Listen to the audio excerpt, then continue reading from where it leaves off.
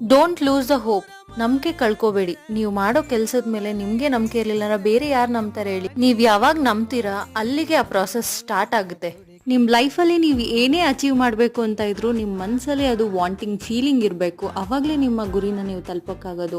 ಭಗವದ್ಗೀತೆಯಲ್ಲಿ ಕೃಷ್ಣ ಹೇಳೋಗೆ ಕೆಲಸ ಮಾತ್ರ ನಮ್ದಾಗಿರ್ಬೇಕು, ಫಲನ ನಾವು ಭಗವಂತಂಗೆ ಬಿಡಬೇಕು. ಇಲ್ಲ ಅಂದರೆ ನಾವು ರಿಸಲ್ಟ್ ಬಗ್ಗೆನೇ ಯೋಚನೆ ಮಾಡಿಕೊಂಡು ಆ ಕೆಲಸದ ಬಗ್ಗೆ ಜಾಸ್ತಿ ಗಮನ ಕೊಡೋದಿಲ್ಲ. ಇನ್ನು ಇದು ಟ್ಯೂಸ್ಡೇ ಮಿನಿ ವ್ಲಾಗ್. ಬೆಳಗ್ಗೆ ಬ್ರೇಕ್ಫಾಸ್ಟ್ಗೆ ಪನ್ನೀರ್ ಬುರ್ಜಿ ಮತ್ತೆ ಚಪಾತಿ ಮಾಡ್ಕೊಂಡಿದ್ದೆ. ಅದಾದ್ಮೇಲೆ ನಾನು ಇಲ್ಲಿ ಸ್ವಲ್ಪ ಗಿಡಗಳಿಗೆ ನೀರು ಹಾಕೋತಾ ಇದ್ದೆ. ನನ್ನ ಹತ್ರ ಔಟ್ಡೋರ್ ಪ್ಲಾಂಟ್ಸ್ಗಿನ ಇಂಡೋರ್ ಪ್ಲಾಂಟ್ಸ್ ತುಂಬಾನೇ ಇದಾವೆ. ಇಂಡೋರ್ ಪ್ಲಾಂಟ್ಸ್ಗೆ 15 ಡೇಸ್ ಅಥವಾ ವೀಕ್ಲಿ ಒನ್ಸ್ ಹಾಕಿದ್ರೆ ಸಾಕಾಗುತ್ತೆ.